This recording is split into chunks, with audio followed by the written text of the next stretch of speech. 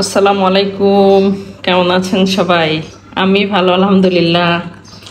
আজকে সব কিছু অল্প স্বল্প রান্না বাড়া। এটা হচ্ছে খাসির মাংস, আর এখানে ছাদ বাগানের চিরচিঙ্গা ঝিঙ্গা এগুলি মিলানো একটা এটা সাদা ভাজি করব। এখানে হচ্ছে ডিমটা আমি সিদ্ধ আলু দিয়ে একটু মাখা মাখা ঝোল করব। আগে হলুদ দিয়ে দিলাম, তাহলে কালারটা খুব সুন্দর আসে। ডিমটা একটু ভেজে নেব। আমার ছেলে খাসির মাংস খেতে পছন্দ করে, মেয়ে একদমই পছন্দ করে না। একটু হলুদ গুঁড়া দিব এখানে, বিসমিল্লাহ। অল্প মরিচ, অল্প ধনিয়া, অল্প জিরা, একটু কষানোর জন্য পানি। সিদ্ধ করা গোল আলুটা সিদ্ধ করে দিলে একটু জল রাখবো, একটু মাখা মাখা হবে, ওই জন্য গোল আলুটা দেওয়া।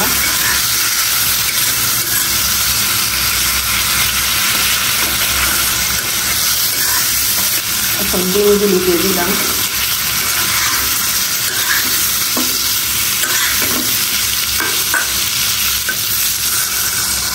অল্প একটু ঝোল,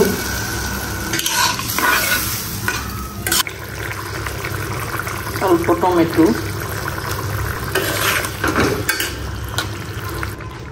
অল্প একটু গরম মশলার গুঁড়া।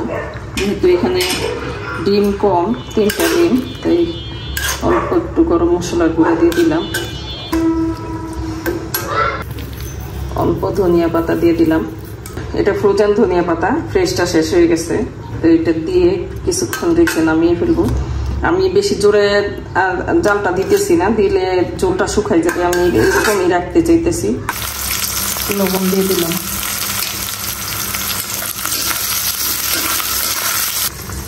ডিমটা হয়ে গেছে, এখন নামাই ফেলবো।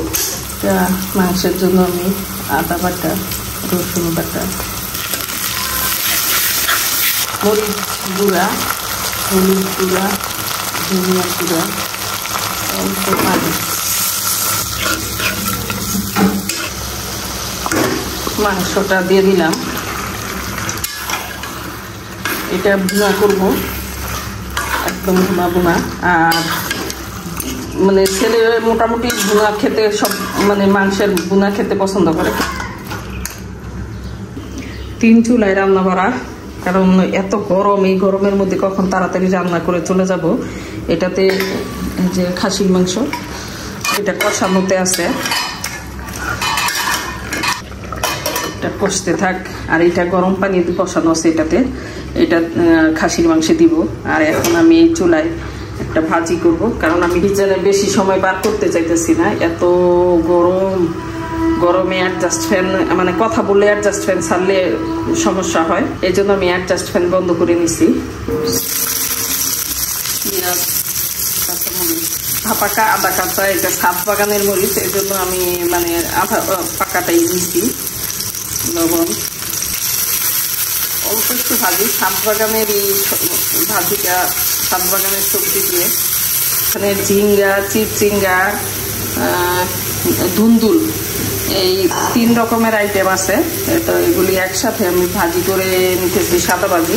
প্রথম মনে করছিলাম যে শুটকি দিয়ে করব, শুটকি দিয়ে করলেও মজা হইতো, তো একদম অল্প, এর জন্য আমি সাদা ভাজি করে দিব। অল্প একটু পানি দিয়ে দিব।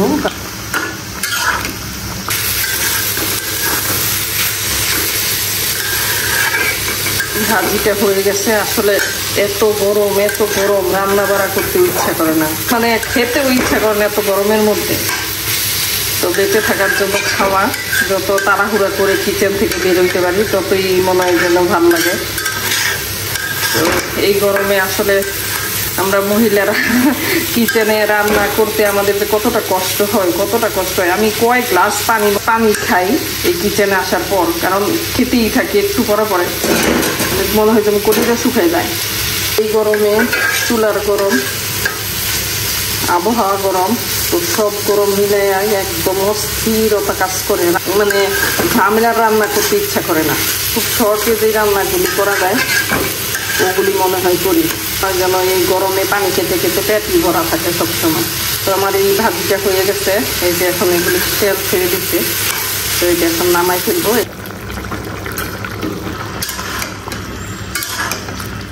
ভাজা জিরা গুঁড়া দিয়ে দিলাম শেষের দিকে।